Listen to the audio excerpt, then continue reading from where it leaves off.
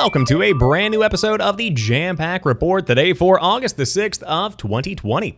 Of course, my name is Samuel Adams and this is a daily gaming news podcast meant to bring you the hottest news you need to know from around the industry. Hosted on YouTube and podcast services around the world 5 days a week, it is your one-stop shop for everything you need to know. So if you enjoy the show and you like what you see, hit that subscribe button and keep coming back for more. However, just a few moments ago, Sony wrapped up their PlayStation State of Play, and it was a smaller episode as compared to previous. Instead of focusing on large PlayStation 5 first-party games, it was more geared towards third-party and PlayStation VR games, coming out primarily on the PlayStation 4, with a few PlayStation 5 indies sprinkled in. Now, that's not to say that there was not plenty of news to dive into because, of course, as you would expect, there absolutely is.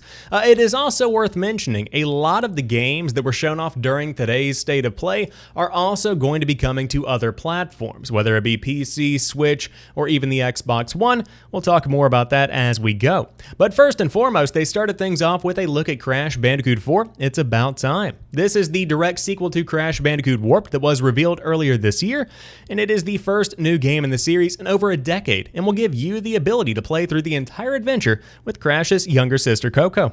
Specific moments in the game will also put you in control of antagonist Neo Cortex and Dingo Dial, and the game heads to PlayStation 4 and Xbox One on October the 2nd. Now, this one could potentially be coming to the Switch and the PC in the future. Activision has said they are evaluating the potential for the game to come to other platforms as time goes on. Then we saw Hitman 3 with a big VR mode. It will have missions from previous games in the trilogy when it arrives next January. Looks pretty good for those that are fans of the PlayStation VR world, and supposedly you can expect this one to likely come to other VR platforms as well, though that is not yet confirmed. Then Braid Anniversary Edition is coming in early 2021. The classic game has been hand repainted and will feature revamped animations and music, as well as developer commentary. The developers are planning to release simultaneously on PS4, PS5, Xbox One, Series X, Switch, Windows, Mac, and Linux next year. Then The Pathless was shown off. It's an open-world adventure game set in a vast forest. It focuses on fluid dynamic movement that combines archery and acrobatic maneuvers. The main character also has an eagle companion that can help her fly and glide. It comes out later this year, and yes, you can pet the eagle. In fact, you actually have to pet the eagle. Thank you very much. Then we saw Spelunky 2. You guessed it, it is more Spelunky, but with additional features designed to get newcomers excited.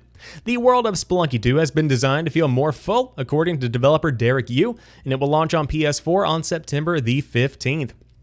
Then a few highlights. We saw Genshin Impact. It's scheduled for an autumn release on PlayStation 4. Aeon Must Die releases next year. This one is going to be interesting to watch because from what I saw on Twitter, it seems that the developers of this game have largely walked out because they have not been paid. And you can see a highlight here on one of the replies from Brian Wu. It says, unconfirmed news, but I heard the whole dev team just quit because of development crunch and compensation issues, and this trailer was outsourced to some outside party to make without contracts. I don't know if this game will ever actually end up seeing the light of day. Now, this is not necessarily a major blow, but obviously, if you have developers working on a game, they should get paid for it. If you have people making marketing materials, they should get paid for it. It is wild to me to see this kind of thing unfold directly after a State of Play, but it seems like Aeon Must Die might be in trouble. And of course, as it should be, if the developers are not getting compensated fairly. Then you saw Anno Mutationem. Oh, that's a strange name. Mutationem? I believe that's how you say that. Heads to PlayStation 4 in December. Then we got our first look at Bugsnax gameplay, which seems like a mixture of Ape Escape and Pokemon Snap. There's also some sort of side story about a journalist. Mysterious, they write at Kotaku. And we will know more when it arrives on PlayStation 5 this holiday season. The marketing team behind this game is absolutely phenomenal. I want to go off the cuff here and say that because they have made a viral music song as compared to other kinds of songs. And on top of that, the backstory behind Bugsnax is getting everybody talking. What is happening in the world of Bugsnax? Is it legitimately just a fun world where you capture these little bug food creatures, or is there some kind of mischievous plot going on behind the scenes? Very interesting stuff here. I'm excited to see how this one pans out, but it looks very, very good. Of course, that one is coming out on PS5, PS4, and PC, and the PlayStation 5 version will come at a later date, presumably, but we'll see when this one is actually set to come out. Then, the next episode of the VR series, Star Wars Vader Immortal, launches on August the 25th. Control's second expansion, Awe, will be available on August the 27th. Of course, this is the Alan Wake expansion. That is what that actually stands for. Yes, Alan Wake is coming to Control. Now, as somebody who played through the majority of Alan Wake, I need to get back to it on Xbox One.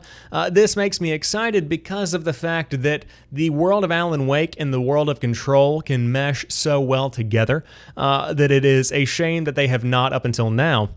And it seems like the perfect opportunity to bring back the name Alan Wake, and I think this is also gauging interest in a return for Alan Wake. The question there, is that going to be coming to the PlayStation platforms as well? More than likely.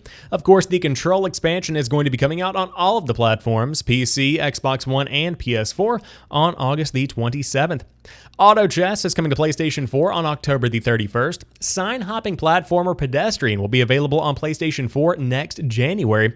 This is very neat. It takes all of those little people you see on like bathroom signs and crosswalks, and essentially it makes a platformer out of that person or those people jumping from sign to sign.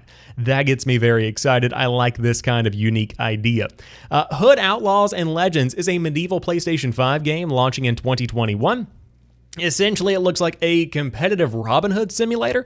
That looks pretty interesting as well. Tim, the popular Pokemon clone, is heading to PlayStation 5 next year. This one came out on Steam earlier in 2020, I believe, if not late 2019, and it did get a lot of fanfare if you are into the Pokemon world, but you don't want to get into the Nintendo ecosystem. And finally, to round out the show, there was new PlayStation 5 gameplay of Godfall, roughly 10 minutes of it in fact, and Gearbox Software's next loot-based adventure launches this holiday season on the PlayStation 5 and the PC, and of course it is reported this is going to be a timed exclusive. That has not been confirmed, but early on in development, this was slated to release on next-generation consoles, then they changed it to PlayStation 5 and PC, so essentially it could be a timed exclusive, or it could be a full exclusive that was bought out. That hasn't really been detailed as of yet.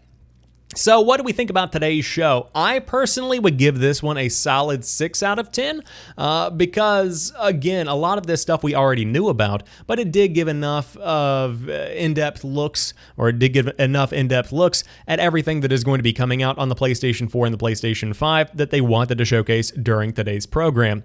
As far as the standout features that we saw today, I think the Braid Anniversary Edition looks phenomenal. Of course, Braid has always looked phenomenal, but out of everything, the standout for me was absolutely the Pathless.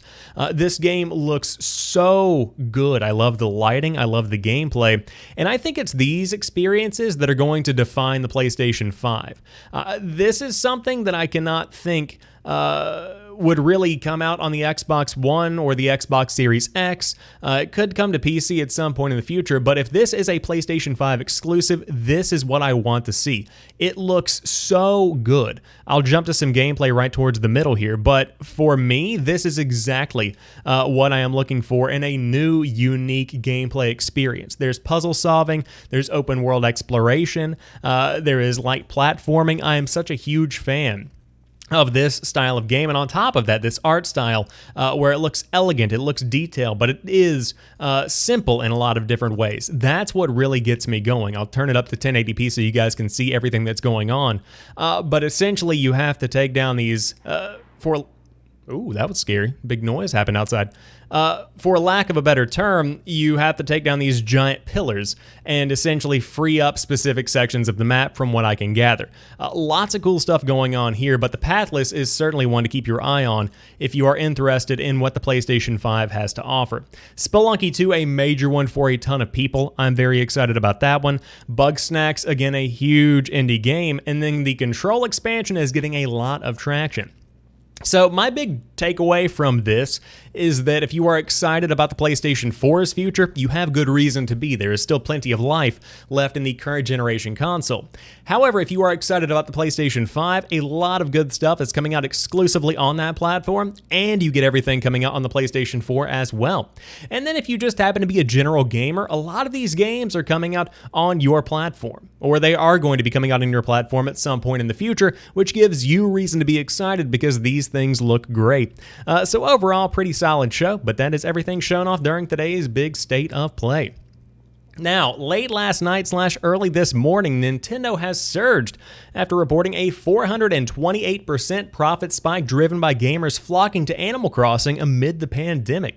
Nintendo has seen a surge in business amid the COVID-19 pandemic, with gamers flocking to its Nintendo Switch platform now that many consumers are spending more time indoors and looking for new forms of entertainment. Demand for its products in its fiscal first quarter led to a surge in earnings, with profits rising 428% year over year to $1.4 billion, and revenue jumping 108% to $3.4 billion, according to its earnings statement. Nintendo's most popular software title was Animal Crossing New Horizons, which sold 10.6 million copies in the quarter, bringing its cumulative unit sales to 22.4 million. Quote, sales of this title continue to be strong, with no loss of momentum contributing greatly to the overall growth in software sales, Nintendo said. Nintendo's hardware unit, which includes the Nintendo Switch and Switch Lite consoles, saw sales jump 166% year over year to 5.7 million units. The Switch has been sold out across the country for months, and a surge in demand was coupled with a disruption in Nintendo's supply chain due to the pandemic. Nintendo said that COVID-19 created, quote, some difficulties in procuring the parts for Nintendo Switch consoles, but the situation has since mostly recovered, according to the earnings report. JP Morgan, which rates Nintendo as overweight, said in an analyst note on Thursday that it expects the Japan-based company to increase supply of its Switch console to help meet rising demand. Additionally, the firm thinks stay-at-home demand will continue to boost sales for Nintendo in the coming months. Some may think positives are now all out, but we see no reasons for concern about a sharp slowdown in sales momentum, the bank said.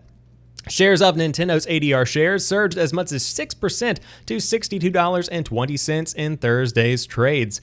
Of course, this is coming to us from Business Insider's Markets Insider, so this is a much more business-focused approach to the Nintendo news.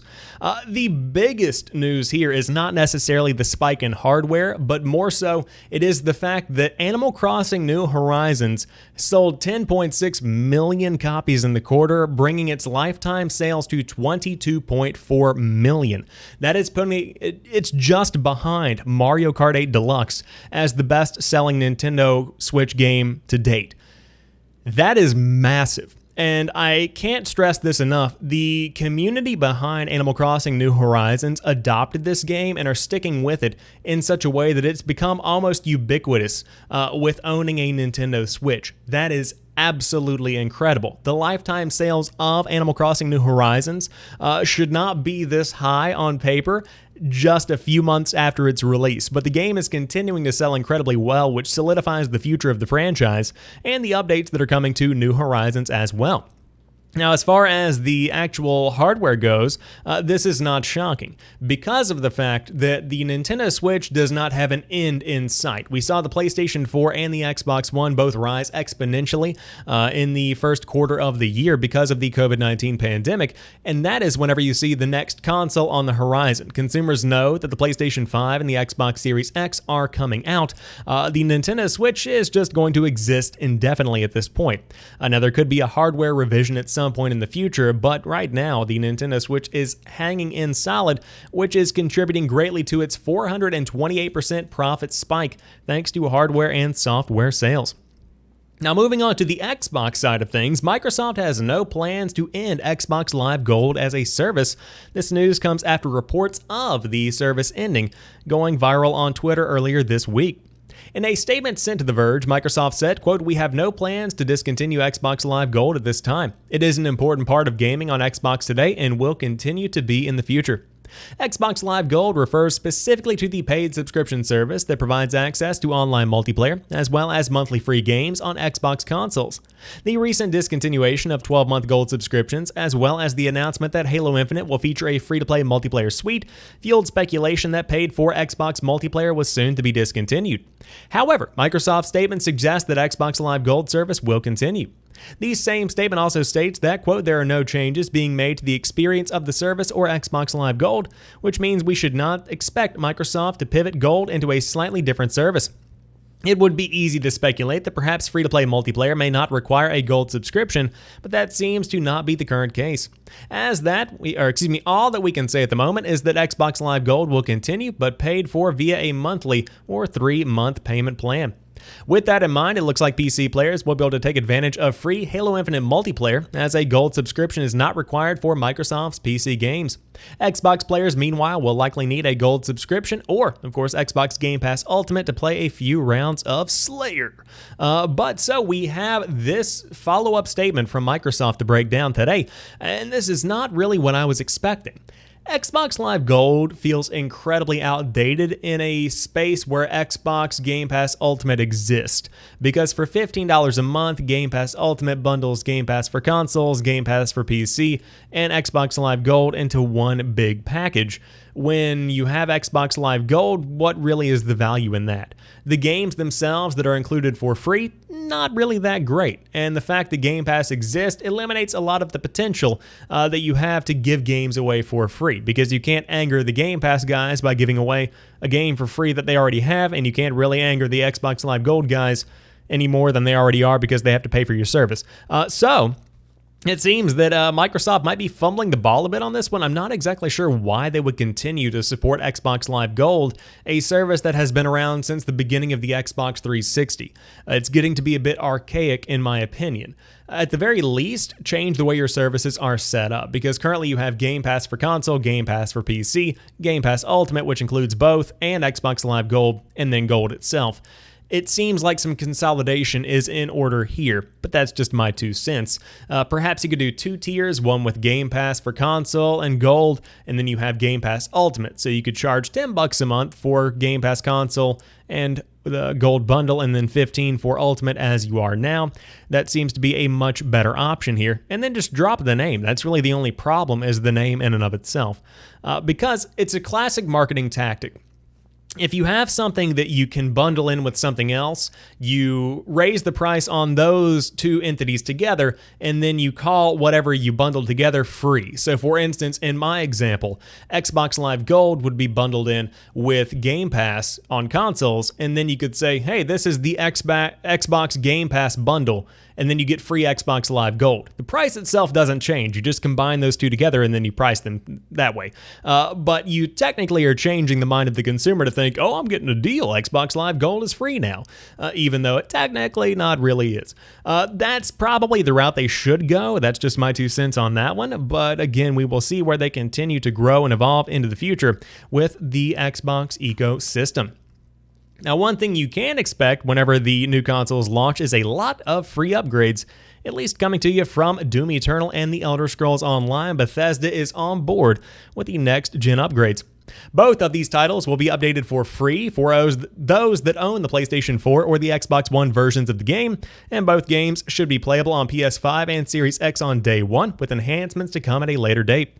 Bethesda also confirmed it is committed to providing free updates to any game that brings across to next-gen consoles.